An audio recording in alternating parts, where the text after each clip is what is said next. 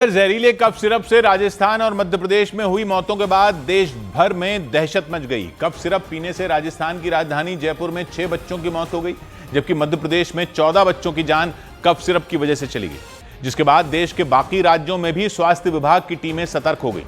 मध्य प्रदेश के मुख्यमंत्री मोहन यादव ने छिंदवाड़ा पहुंचकर उन परिवारों से मुलाकात की जिनके बच्चों की जान कफ सिरप पीने की वजह से गई। मुख्यमंत्री मोहन यादव ने दावा किया कि उनकी सरकार दवाओं में मिले जहर की बारीकी से जांच करवाएगी और दोषियों के खिलाफ सख्त कार्रवाई की जाएगी। वहीं राज्य सरकार ने कुछ अधिकारियों को भी लापरवाही का दोषी मानते हुए उन्हें सस्पेंड कर दिया। मध्य प्रदेश में जिस दवा की वजह से बच्चों की जान गई वो दवा तमिलनाडु में बनाई जा रही थी, इसीलिए मध्य प्रदेश सरकार ने तमिलनाडु की सरकार को चिट्ठी लिखकर कंपनी के खिलाफ सख्त कार्रवाई करने को कहा।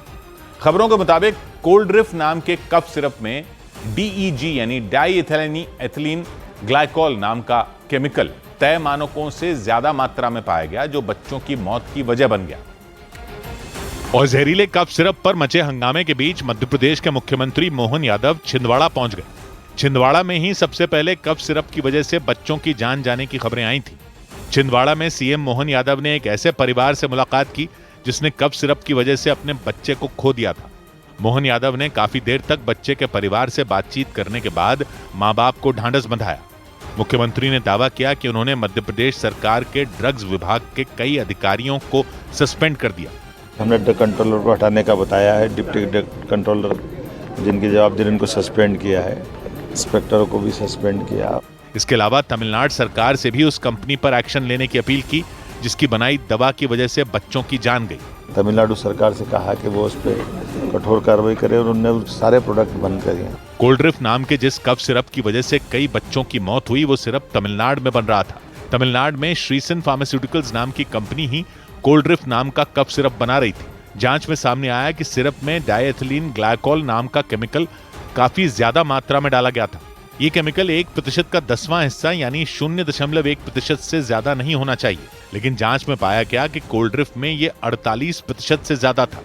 माना जा रहा है कि इसीलिए ये दवा बच्चों के लिए जहर से कम नहीं थी। दावा किया जा रहा है कि इसी डायएथिलीन ग्लाइकोल नाम के केमिकल की वजह से कफ सिरप पीने के बाद बच्चों की किडनी ने धीरे धीरे काम करना बंद किया, जिससे बच्चों की जान चली गई। और इसीलिए मध्य प्रदेश ने तमिलनाडु सरकार से अपील की कि वो उस कंपनी के सभी प्रोडक्ट बैन कर दें, यानी जहरीले कफ सिरप बनाने वाली उस कंपनी का कोई भी प्रोडक्ट बाजार में न आए।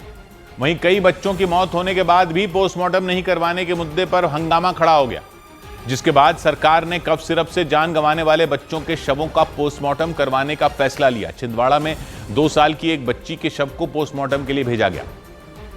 और मध्य प्रदेश सरकार ने तमिलनाडु सरकार को चिट्ठी लिखकर अपील कर दी कि तमिलनाडु की श्रीसन फार्मास्यूटिकल्स के सभी प्रोडक्ट पूरी तरह बैन किए जाएं, यानी उस कंपनी की बनाई किसी भी दवा को बाजार में आने से फौरन रोक दिया जाए। लेकिन कई बच्चों की मौत के बाद पोस्टमार्टम न कराए जाने के कारण राज्य सरकार विपक्ष के निशाने पर आ गई। कांग्रेस ने आरोप लगाया कि दोषियों को बचाने के लिए बच्चों के शवों का पोस्टमार्टम नहीं कराया गया, जिसके बाद सरकार ने जान गंवाने वाले बच्चों का पोस्टमार्टम कराने का फैसला कर लिया। छिंदवाड़ा में 2 साल की एक बच्ची के शव को मोक्षधाम से निकालकर पोस्टमार्टम करवाने के लिए भेजा गया। सरकार का दावा है कि दोषियों के खिलाफ कठोर कार्रवाई की जाएगी, क्योंकि उस जहरीले कफ सिरप को पीने से मध्य प्रदेश में कई बच्चों की जान चली गई। जान गंवाने वालों में एक बच्चा बैतूल का रहने वाला था। उसके पिता ने उसके इलाज के लिए अपनी जमीन तक गिरवी रख दी थी, लेकिन इसके बाद भी वो बेटे की जान नहीं बचा पाए। उन्होंने बताया कि वो अपने बेटे के इलाज के लिए कई अस्पतालों में घूमे, लेकिन कुछ नहीं हुआ और आखिर में उन्होंने अपना बच्चा खो दिया।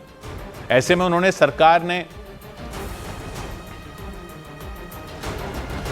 उन्होंने सरकार से उन डॉक्टरों के खिलाफ कार्रवाई करने की अपील की जिन्होंने बच्चे को वो कफ सिरप देने को कहा था। साथ ही कोल्ड ड्रिफ्ट नाम की कंपनी के खिलाफ भी एक्शन लेने की मांग की। मध्य प्रदेश में कोल्ड ड्रिफ्ट पीने से 14 बच्चों ने दम तोड़ दिया। और मध्य प्रदेश में दवा की वजह से जिन बच्चों की जान गई उनमें एक बैतूल के रहने वाले कैलाश यादव का बेटा कबीर भी रहा। कैलाश यादव के मुताबिक 4 साल के कबीर की जान बचाने के लिए उन्होंने अपनी जमीन गिरवी रखकर 4 लाख रुपए का कर्ज लिया था। बेटे की जान बचाने के लिए वो पहले बैतूल से छिंदवाड़ा, छिंदवाड़ा से नागपुर और फिर नागपुर से भोपाल के अस्पताल में पहुंचे। जमीन गिरवी रख के पैसा उठाया तो भी बच्चा को बचा नहीं सका। शहर शहर और अस्पताल अस्पताल घूमने के बावजूद कबीर की जान नहीं बच सकी।